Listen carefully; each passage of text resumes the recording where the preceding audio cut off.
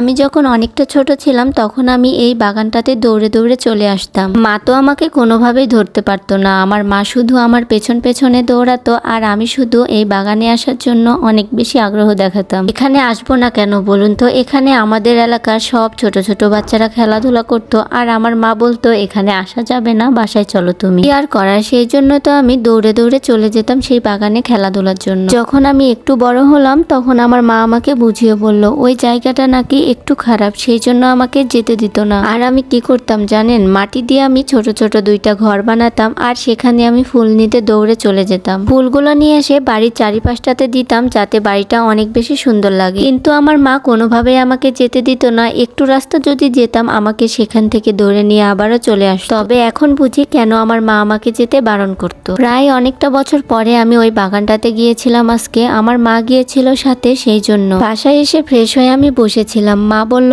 আজকে রাতে নাকি লাউ রান্না করবে, এই জন্য আমি এখানে লাউগুলো কেটে নিচ্ছিলাম মাকে সাহায্য করার জন্য। মা ওইদিকে ভাতটা উঠিয়ে দিয়েছে আর আমি এইদিকে লাউটা কেটে দিচ্ছিলাম। রোজার দিন হওয়া সত্ত্বেও বাড়িতে কোনো কাজের এখন পর্যন্ত কমতি নেই। আমি এদিকে লাউ কাটছিলাম আর মাহির সাথে অনেক বেশি গল্প করছিলাম। মাহি বলছিল তুমি এই সম্পূর্ণ লাউটা নিবে নাকি অর্ধেকটা নিবে? লাউর তরকারিটা ঠান্ডা হলে আমার ভীষণ ভালো লাগে, সেই জন্য আমি পুরোটাই রান্না করে নিব যাতে পরবর্তীতে আমি খেতে পারি। আর এইদিকে আমাদের বর থেকে অনেকগুলো পান ভেঙে নিয়ে এসেছে, এগুলো এখন আমি ভাইয়ার সাথে গল্প করছিলাম আর একটু গুছিয়ে দিচ্ছিলাম। কিন্তু তেমন পান গুছাতে পারি না, তবে মাঝে মধ্যে ভাইয়ার থেকে শেখার চেষ্টা করি একটু।